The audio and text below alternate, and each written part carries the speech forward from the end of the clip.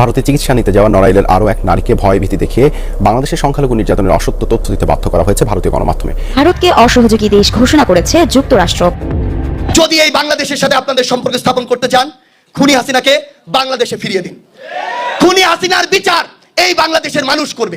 Deploy করেছি 48 ঘন্টার মধ্যেই, আমি মনে করি। এতক্ষণ দেখছিলেন সংবাদ শিরোনাম, এবার দেখবেন বিস্তারিত ভিডিও দেখার আগে আপনার কাছে ছোট করে একটি অনুরোধ, আপনি যদি এ ধরনের আপডেট নিউজগুলো সবার আগে পেতে চান অবশ্যই চ্যানেলটি সাবস্ক্রাইব করে রাখবেন। দর্শক চলুন কথা না বাড়িয়ে একের পর এক ভিডিওগুলো দেখে আসি। ভারতে চিকিৎসা নিতে যাওয়া নড়াইলের আরও এক নারীকে ভয়ভীতি দেখিয়ে বাংলাদেশের সংখ্যালঘু নির্যাতনের অসত্য তথ্য দিতে বাধ্য করা হয়েছে ভারতীয় গণমাধ্যমে। ওই নারী ভিডিও বার্তায় অভিযোগ করেন তাকে কয়েক ঘন্টা আটকে রেখে এ ধরনের বক্তব্য দিতে বাধ্য করা হয়। স্থানীয়রা বলছেন, এলাকায় দুই সম্প্রদায়ের মানুষের মাঝে কোনো বিভেদ নেই।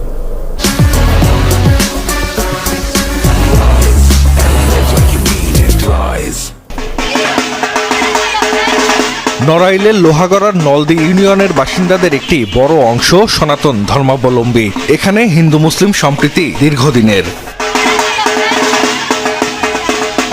সম্প্রতি ভারতীয় গণমাধ্যমে সেদেশে যাওয়া স্থানীয় সাবেক ইউপি সদস্য উষারানী রায়ের একটি বক্তব্য প্রচার হয়, জানিয়ে শুরু হয় নানান আলোচনা সমালোচনা। দোকান আছে, মাগুরা টাগুরা দিয়ে এসব দোকান খুলতে পারতেছে না, লুটপাট তো করে নিয়ে গেছে। পরিবার জানায়, চিকিৎসার জন্য গত 7 ডিসেম্বর ভারতে যান উষারানী। সেখানে তাকে 4 ঘন্টা আটকে রেখে ভয়ভীতি দেখিয়ে বাংলাদেশে হিন্দু নির্যাতন নিয়ে গণমাধ্যমে অসত্য তথ্য দিতে বাধ্য করা হয়। ভিডিও বার্তায় বিষয়টি তুলে ধরেন উষারানীও। মিডিয়ারা চারিদিকটা আমারে এই সমস্ত বলাইছে, 4 ঘন্টা রাখিছিল ওখানে ভয়তে পড়ে এইসব কথা বলতে হয়েছিল। একটা সাক্ষাৎ অনুষ্ঠান দিয়েছে, সম্পূর্ণ ভুল তথ্য দিচ্ছে। আমরা খুব সম্মানের সাথে এখানে বসবাস করি, আমরা হিন্দু মুসলমান সব একসঙ্গে থাকি। স্থানীয়রা বলছেন, এই এলাকায় সাম্প্রদায়িক সম্প্রীতি অটুট রয়েছে। সনাতন ধর্মের কাউকে নির্যাতনের কোনো অভিযোগ নেই। আমরা খুবই শান্তিতে আছি, আমরা পূজা অর্চনা করতেছি, সুন্দর পরিবেশে।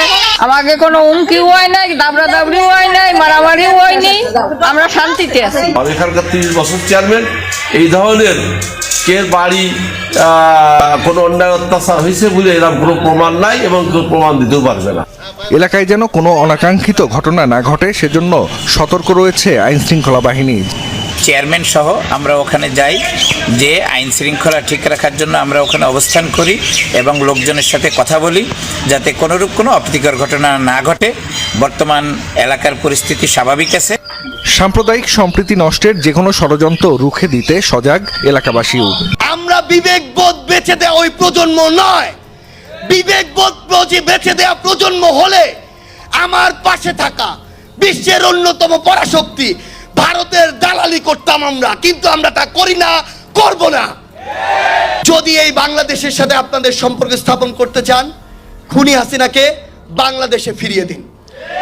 খুনি হাসিনার বিচার এই বাংলাদেশের মানুষ করবে। আমরা আমাদের জায়গা থেকে স্পষ্ট করে বলেছি, পৃথিবীর যে কোনো দেশের সাথে আমাদের সম্পর্ক হবে সমতার, মর্যাদার। কেউ বিন্দুমাত্র ডমিনেন্স করার চেষ্টা করলে তার সাথে চোখ রাঙিয়ে কথা হবে, বুলেটের সামনে বুক পেতে দেওয়া হবে। ওই শেখ মুজিবুর রহমান 1971-এর পরে এই বাংলাদেশের অস্তিত্ব, এই বাংলাদেশের যে সার্বভৌমত্ব সেটি নষ্ট করে দিয়েছিল এই বাংলাদেশকে একটি দেশের কাছে ইজারা দিয়ে। এই বাংলাদেশের সংবিধান একটি দেশের সংবিধান, তাদের ইচ্ছা মতো এই বাংলাদেশের সংবিধান করে, এই বাংলাদেশের সামগ্রিক কাঠামো তাদের ইচ্ছা মতো করে। এই বাংলাদেশে বিগত 16 বছরে খুনি হাসিনা নির্লজ্জের মতো এই বাংলাদেশকে বস্তির থেকে বলে সে নাকি ভারতকে যা দিয়েছে ভারত সারা জীবন মনে রাখবে। আমরা শুধু ভারতকে একটি জিনিস বলে দিতে চাই, আপনাদের সাথে আমাদের সম্পর্ক কি হবে সেটা আপনারা আপনাদের কাজের মাধ্যমে নির্ধারণ করবেন। যেই খুনি হাসিনা এতগুলো মানুষকে খুন করে এই বাংলাদেশ থেকে পালিয়ে গিয়েছে, যেই খুনি হাসিনা বাংলাদেশের মানুষের দ্বারা এই দেশ থেকে তাড়িত হয়েছে, সেই খুনি হাসিনাকে আপনারা আশ্রয় দিয়েছেন। সানবিট সব দিবে সামাল, সানবিট ম্যাজিক প্রেস ডিশওয়াশিং এর মাথা ঘোরানো সলিউশন। যদি এই বাংলাদেশের সাথে আপনাদের সম্পর্ক স্থাপন করতে চান, খুনি হাসিনাকে বাংলাদেশে ফিরিয়ে দিন। খুনি হাসিনার বিচার এই বাংলাদেশের মানুষ করবে। আমরা শুধু আমাদের জায়গা থেকে আপনাদেরকে একটি কথাই বলি, অসংখ্য চক্রান্ত হচ্ছে, হবে। আমাদের যে ভাইরা আমাদের কথায় জীবন দিয়েছে, রক্ত দিয়েছে, ওই একই কাতারে আমরাও ছিলাম, সৌভাগ্যক্রমে বেঁচে গিয়েছি।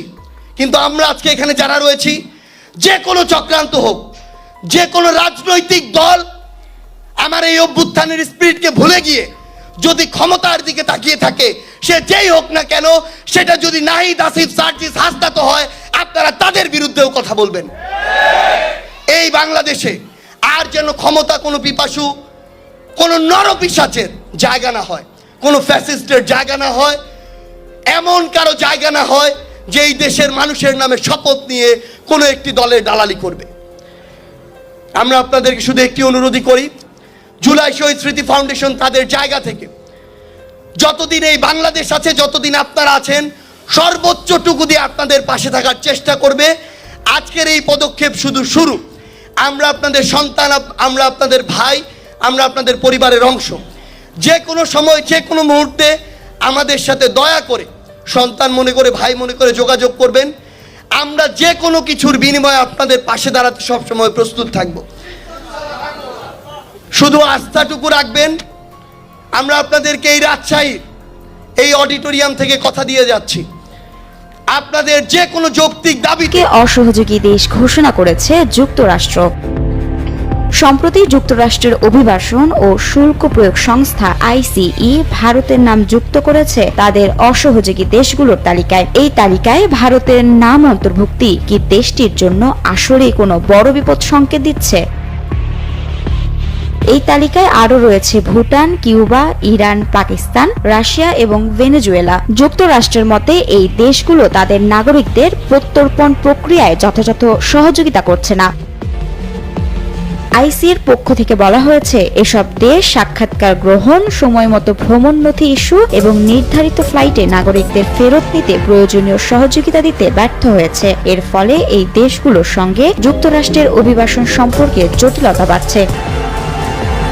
আইসিই জানিয়েছে, যুক্তরাষ্ট্র থেকে প্রায় 14,50,000 অবৈধ অভিবাসীকে বিতাড়িত করার পরিকল্পনা রয়েছে, যাদের মধ্যে 18,000ই ভারতীয় নাগরিক। সাম্প্রতিক বছরগুলোতে প্রায় 90,000 ভারতীয়কে যুক্তরাষ্ট্রে অবৈধভাবে প্রবেশের চেষ্টা করার সময় আটক করা হয়েছে। বিশেষ করে পাঞ্জাব, গুজরাট এবং অন্ধ্রপ্রদেশের বাসিন্দারা এই প্রবণতার শীর্ষে রয়েছেন।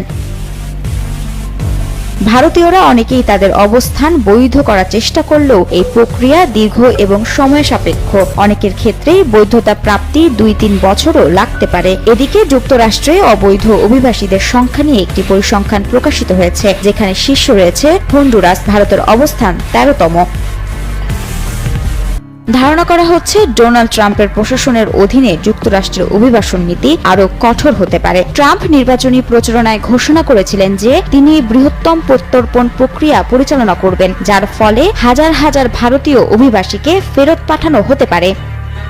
বিশেষজ্ঞরা মনে করছেন, এটি ভারত মার্কিন কূটনৈতিক সম্পর্কের জন্য একটি বড় দর্শক, দেখছিলেন বিস্তারিত। এই সম্পর্কে আপনাদের মতামত কমেন্টে লিখে পাঠাবেন। ভিডিও ভালো লাগলে চ্যানেলটি সাবস্ক্রাইব করতে ভুলবেন না। এবারের মতো এখানেই বিদায় নিচ্ছি। শীঘ্রই দেখা হয়ে যাবে নতুন কোনো ভিডিও নিয়ে। ততক্ষণ সকলে ভালো থাকুন, সুস্থ থাকুন। আসসালামু আলাইকুম ওয়া রাহমাতুল্লাহি ওয়া বারাকাতুহু।